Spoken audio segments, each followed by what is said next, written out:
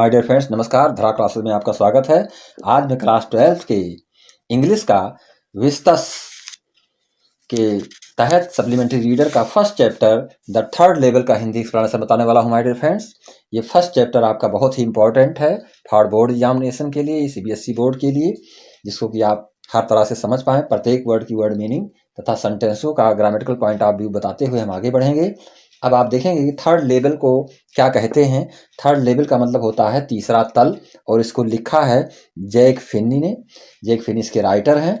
तो third level तीसरे तल के विषय में इसमें बताया गया है, जो कि इस स्टोरी का नायक चार्ले 31 ईयर्स ओल्ड अपनी बात को यहाँ पर कहता है एज ए इमेजिनेशन के रूप में, एज ए कल्पना के रूप में इस बात को प्रस्तुत करता है, जिस पर तमाम सारे लोग विश्वास ही नहीं करते हैं कि तीसरा तल भी कोई है मेट्रो स्टेशन का। तो इस विषय पर ही सारी कहानी टिकी हुई है। इस हीरो की बात पर लोग विश्वास ना करते हुए अपनी बात को रखते हैं, जैसा कि किसी प्राचीन चीज के विषय में, किसी बीते हुए समय के लिए हम कुछ कहें और लोग वर्तमान में उस पर यकीन न करें।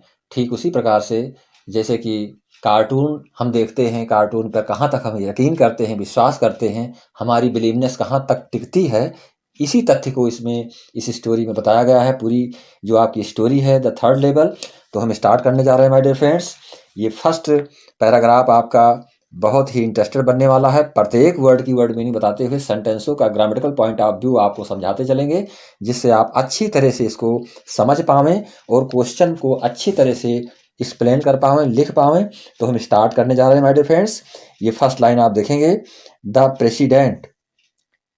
President of the New York central and the New York. यहां पर इसको देखेंगे न्यूयॉर्क सेंट्रल, अर्थात न्यूयॉर्क सेंट्रल और न्यूयॉर्क के अध्यक्ष। द न्यूयॉर्क सेंट्रल लिखा हुआ है एंड द न्यूयॉर्क, अर्थात न्यूयॉर्क सेंट्रल और न्यूयॉर्क के अध्यक्ष। द प्रेसिडेंट का मतलब होता है अध्यक्ष। न्यू हैन, क्या नाम है इनका? New Hahn and Hartford. New Hahn and Hartford. Railroads will swear on a stack of time table. इसको पूरा तरह से समझेंगे इस तरह से कि न्यूयॉर्क सेंट्रल और न्यूयॉर्क के अध्यक्ष न्यू हैन और हार्टफोर्ड रेल रोड समय सारणी। ध्यान देंगे my dear friends, railroads will swear on a stack of time table that there are only two। Rail road समय सारणी के ढेर की शपथ खाकर कहते हैं।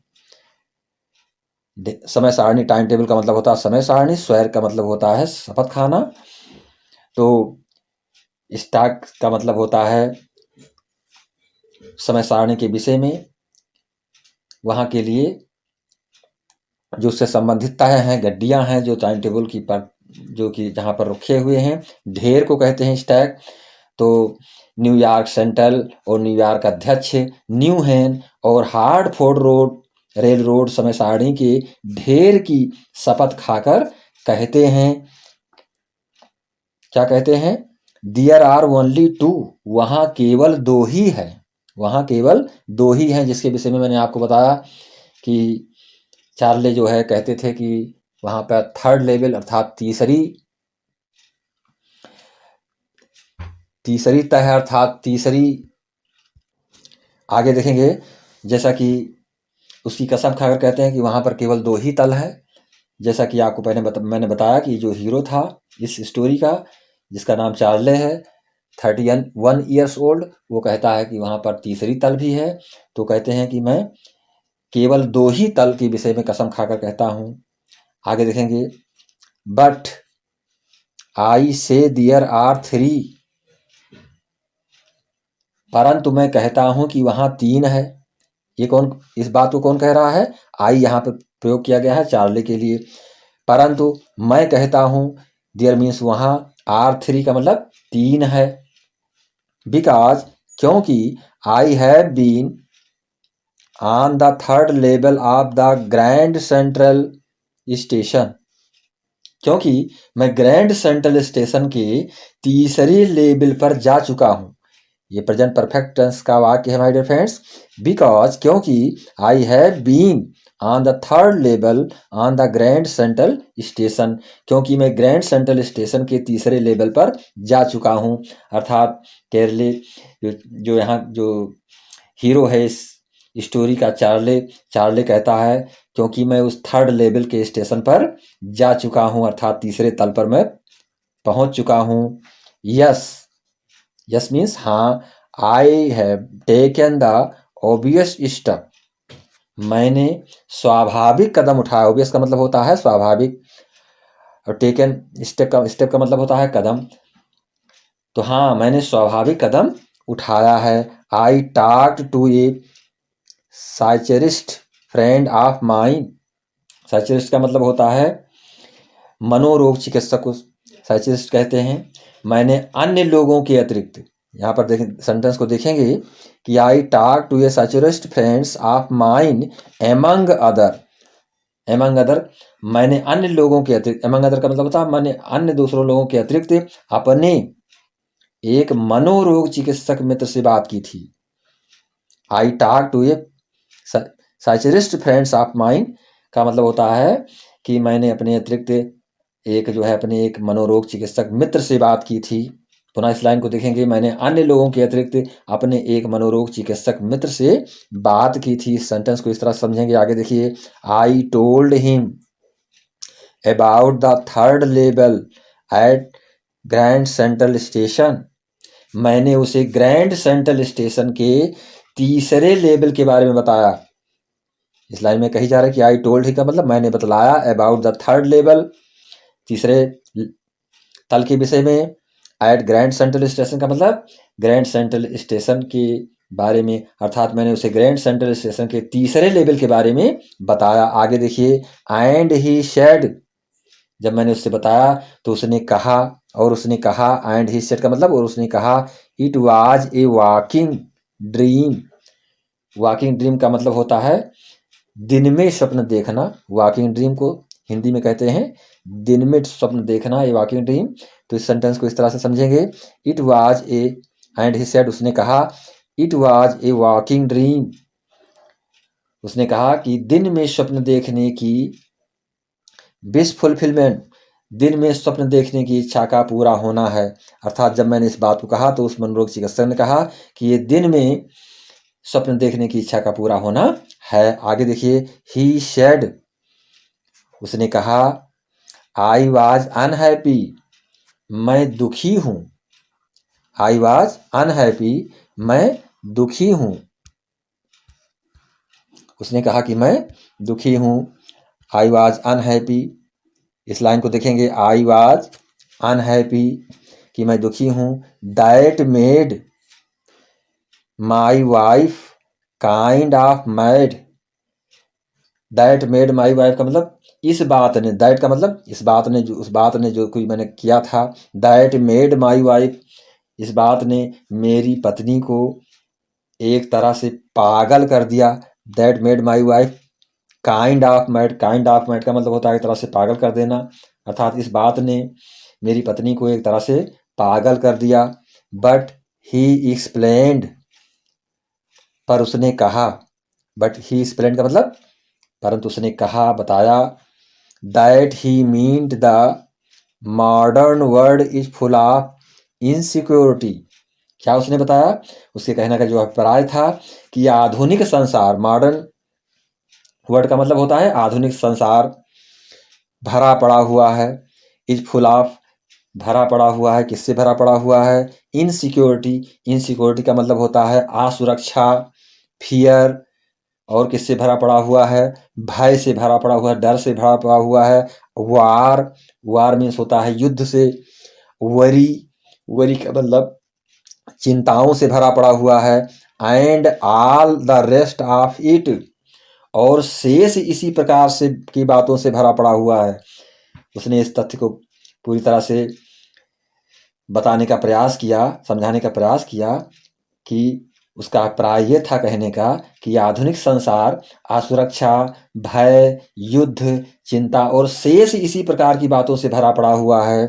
आगे देखेंगे, and that I just want to escape. Escape का मतलब होता है छुटकारा पाना। And that I just want to escape का मतलब हुआ और यह कि मैं इससे छुटकारा पाना चाहता हूँ। वांट टू एस्केप का मतलब होता है छुटकारा पाना। जस्ट मीन्स इससे, अर्थात I just want to escape का मतलब हुआ मैं इससे छुटकारा पाना चाहता हूँ। बेल, आगे देखेंगे, बेल का मतलब होता है खैर, जैसा कि बेल हु, कौन, डजन, कौन ऐसा नहीं जानता है। बेल हु डजन का मतलब हुआ कौन ऐसा नहीं जानता है, अर्थात इस प्रकार से कौन नहीं जानता है। आगे देखेंगे, everybody I know wants to escape. वह हर व्यक्ति, एवरीबडी का मतलब होता है वह हर व्यक्ति जिसे मैं जानता हूँ।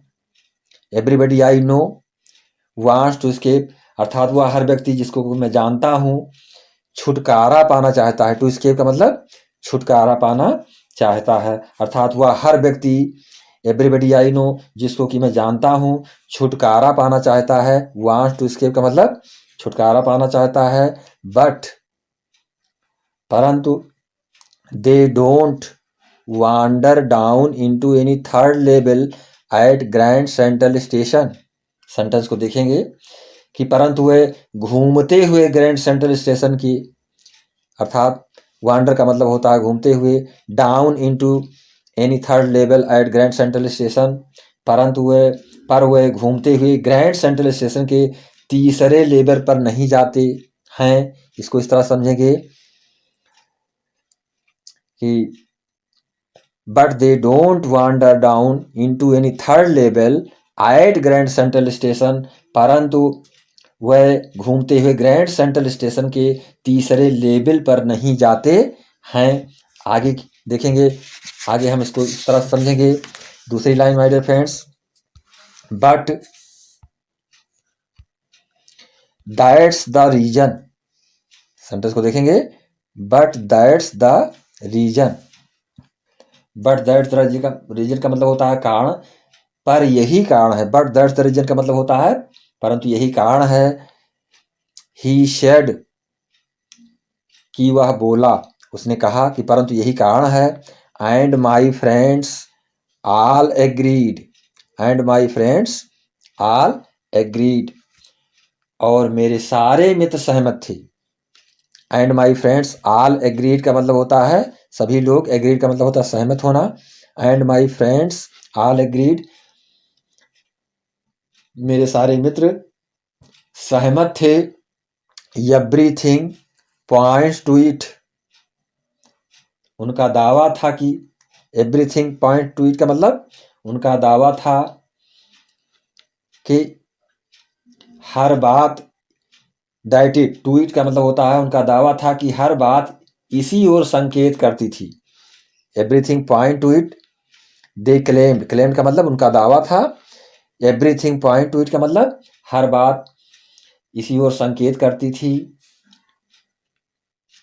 माई स्टैम्प्स कलेक्टिंग, उदाहरण के लिए, जैसा फॉर एग्जाम्पल्स यहाँ पर समझ सकते हैं।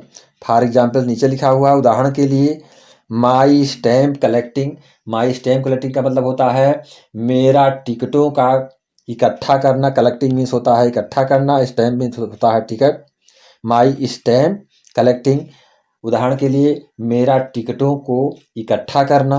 जैसा कि आप जानते हैं कि बहुत से लोगों की ऐसी इमेजिनेशन, इस प्रकार से थिंकिंग होती है कि वो टिकटों को कलेक्ट करते हैं। जो टिकट फर्स्ट ऑफ ऑल जारी होते हैं गवर्नमेंट के द्वारा, उन टिकटों को संग्रह करते हैं, इकट्ठा करते हैं।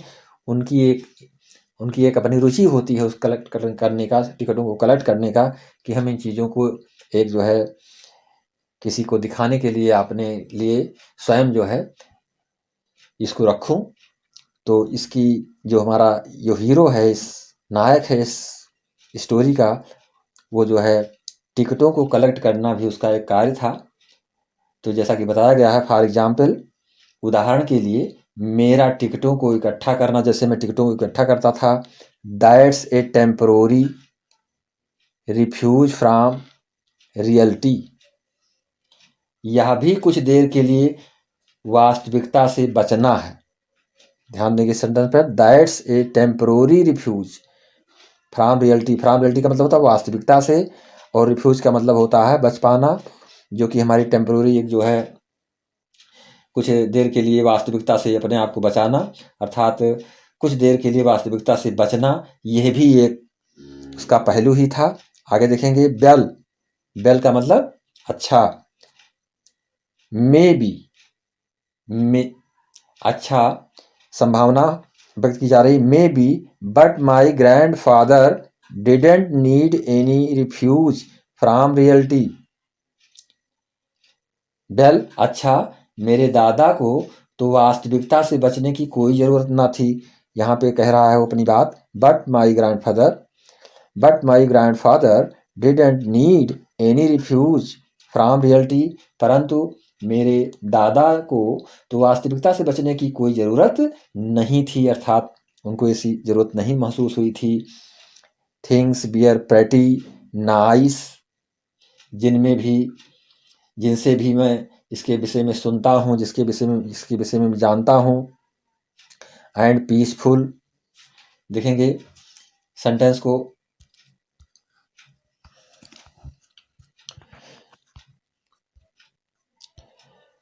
इन हिज डे, उनके समय में। सेंटेंस को देखेंगे, in his day from all I hear, अर्थात मैं सुनता हूँ जिन लोगों से इसके विषय में, फ्रॉम ऑल आई हियर, मुझे ऐसा लगता है। And he started my collection,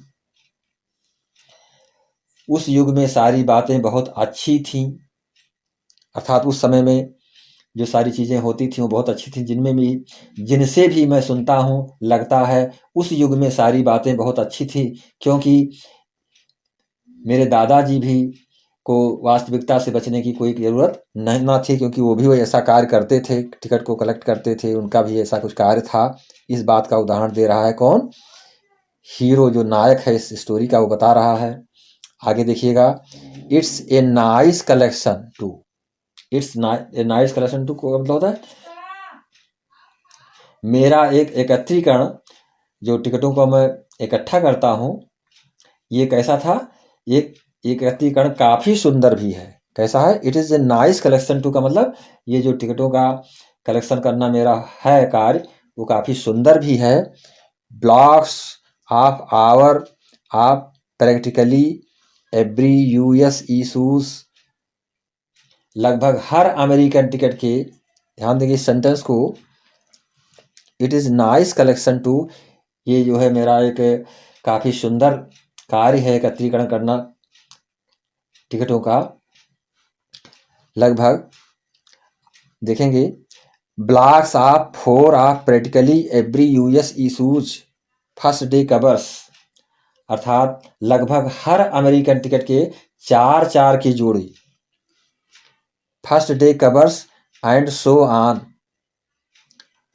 4 of practically यानी 4 ब्लॉक्स ऑफ 4 ऑफ प्रैक्टिकली का मतलब होता है 4 जोड़े, मतलब जोड़े इसके जो है हर अमेरिकन टिकट के 4 के जोड़े पहले दिन, जब first day every US issues first day covers, पहले दिन अर्थात जिस दिन वह टिकट इशू होता था, पहले दिन के 4 जोड़े टिकट कलेक्ट करना के लिफाफे जो होते थे उस पर, and so first day covers, covers का मतलब होता है लिफाफे, और इसी प्रकार से अन्य टिकट जिसको कि आप जानते हैं, एंड सो ऑन का मतलब होता है, जैसा कि आप जानते हैं, अन्य टिकटों का जो संग्रह किया जाता था।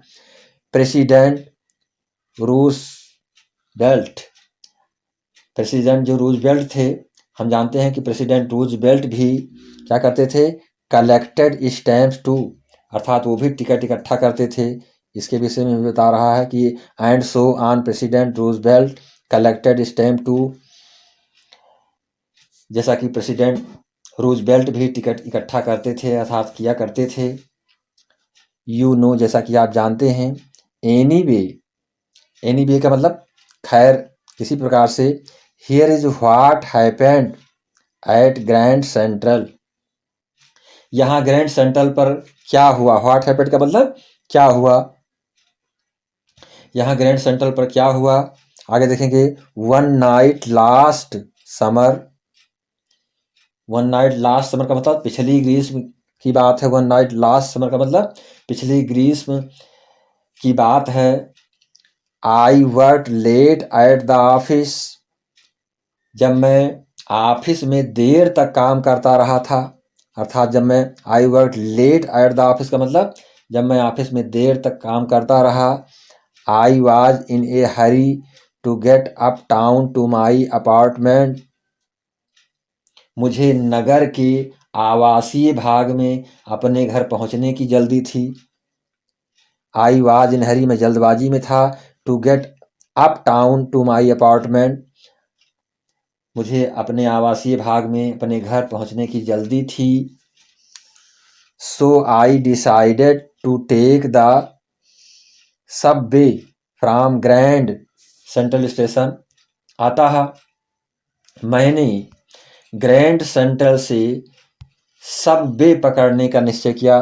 देखेंगे इस सेंटेंस को, Subway, Subway from Grand Central station, central देखेंगे यहाँ पर। अतः मैंने ग्रैंड सेंट्रल से सबवे पकड़ने का निश्चय किया। बिकॉज, क्योंकि, it is faster than the bus, क्योंकि यह बस से अधिक तेज चलती है। सबवे जो है ये वाहन जो कि बस से अधिक तेज चलता है। नाउ, नाउ मीन्स अब। I don't know why this should have happened to me, अब मुझे नहीं पता। नाउ आई डोंट नो का मतलब अब मुझे नहीं पता। व्हाई मीन्स कि, why this should have happened to me, कि मेरे साथ यह क्यों हुआ। व्हाई का मतलब क्यों, why this should have happened to me, मुझे नहीं पता कि मेरे साथ यह क्यों हुआ, ये घटना मेरे साथ क्यों घटी। आगे देखेंगे, I am just an ordinary guy named Charley, named Charley 31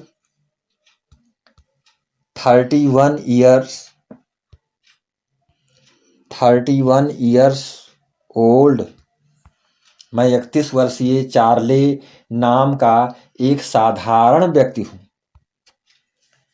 पुनः इस लाइन को देखेंगे, वो जो नायक है इस स्टोरी का वो बता रहा है कि मैं 31 वर्षीय चार्ले नाम का एक साधारण नायक हूं, अर्थात साधारण व्यक्ति हूं, साधारण व्यक्ति हूं। Old, and I was bearing a tan gabardine suit and a straw hat with a fancy band, और मैं हल्के भूरे रंग का गरबाडीन का सूट क्या पहने हुए हूँ। I was bearing a tan gabardine suit, अर्थात मैं हल्के भूरे रंग का टैन गरबाडीन सूट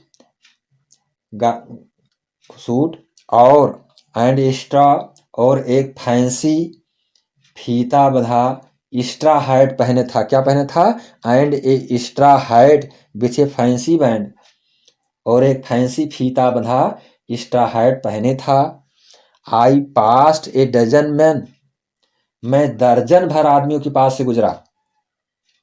तो नायक कहता है कि आई पास्ट ए डजन मैन का मतलब मैं दर्जनों भर आदमियों के पास से गुजरा। डजन मैन का मतलब मैं दर्जन भर आदमी के पास से गुजरा। Who looked just like me, जो बिल्कुल मेरे जैसे लगते थे। हु लुक्ड लाइक मी का मतलब जो बिल्कुल ही मेरे तरह लगते थे। आगे देखिएगा, and I wasn't trying to escape from anything, और मैं किसी बात से बचने का प्रयत्न नहीं कर रहा था। ये पास्ट कंटिन्यूअस का सेंटेंस है my dear friends. And I wasn't trying to escape from anything, और मैं किसी बात से बचने का प्रयत्न नहीं कर रहा था। I just wanted to get home Louisa, I just wanted to get home to Louisa my wife, मैं केवल अपनी पत्नी लुइसा के पास घर पहुंचना चाहता था। ये हीरो कह रहा है यहाँ पर कि I just wanted to get home to Louisa my wife, मैं केवल अपनी पत्नी लुइसा के पास घर पहुंचना चाहता था। आगे की चैप्टर को देखेंगे, आगे के पैसेज को देखेंगे my dear friends. I turn into Grand Central from avenue, ध्यान देंगे इस सेंटेंस को। Vanderbilt, I turn into Grand Central from Vanderbilt, मैं वेंडरबीट एवेन्यू, मैं वेंडरबीट एवेन्यू से ग्रैंड सेंट्रल होटल की ओर मुड़ा। I turn into Grand Central from Vanderbilt avenue and went down to the step of the first level. देखेंगे sentence को। मैं Vanderbilt avenue से ग्रैंड सेंट्रल होटल की ओर मुड़ा और सीढ़ियां उतरकर, and bent down the step, और सीढ़ियां उतरकर प्रथम तल, टू द फर्स्ट लेवल, प्रथम तल पर पहुंचा, फर्स्ट लेवल पर मैं पहुंचा। Where you take trains like the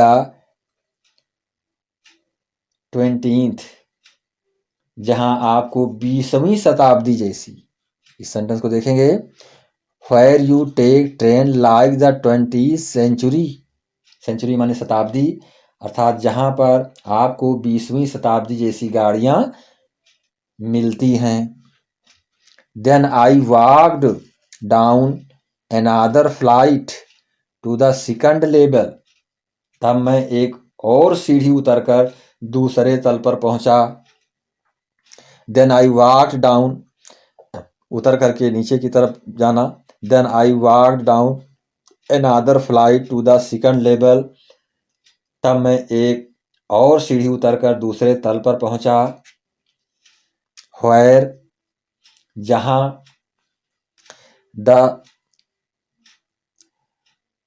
जहां पर जो है मुझे एक अर्धचंद्राकार, इसको इस तरह से देखेंगे। Where the suburban train leap from ducked into an arched doorway heading for the subway. इस सेंटेंस को इस तरह से समझेंगे। तब मैं एक और सीढ़ी उतरकर दूसरे तल पर पहुंचा जहां से उपनगरीय गाड़ियां चलती हैं, जहां पर जो है उपनगरीय गाड़ियां चलती हैं। एक अर्धचंद्राकार दरवाजे के अंदर गया और अंडरग्राउंड रेलवे की तरफ बढ़ा और खो गया। देखेंगे इस सेंटेंस को पूरा इस तरह से। आज doorway heading for the Subway and got lost, और मैं खो गया। पुनः इस लाइन को देखेंगे। एक अर्धचंद्राकार दरवाजे के अंदर गया और अंडरग्राउंड रेलवे की तरफ बढ़ा और वहीं पर खो गया। आगे देखिएगा। दैट्स इजी टू डू, यह आसान बात है। दैट्स इजी टू डू का मतलब यह आसान बात है। आई हैव बीन इन, मैं ग्रैंड सेंट्रल के अंदर था, अर्थात ग्रैंड सेंट्रल के अंदर हुआ था। I have been in and out of Grand Central hundreds of times, मैं ग्रैंड सेंट्रल के अंदर बाहर सैकड़ों बार गया था। I have been in and out, in का मतलब अंदर जाना, आउट का मतलब बाहर आना, of Grand Central hundred of times, hundred of times का मतलब सैकड़ों बार, अर्थात मैं सैकड़ों बार ग्रैंड सेंट्रल के अंदर बाहर गया हूं। आगे देखिए। But I am always bumping into a new doorways, पर मुझे सदा ही नए दरवाजे, न्यू डोरवेज का मतलब होता है नए दरवाजे, परंतु मुझे हमेशा ही नए दरवाजे एंड स्टेयर्स, और सीढ़ियां, एंड कॉरिडोर्स, और कॉरिडोर मिलते रहे।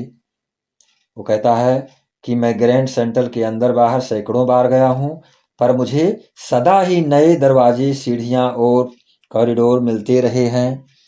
Once I got into a tunnel about a mile long.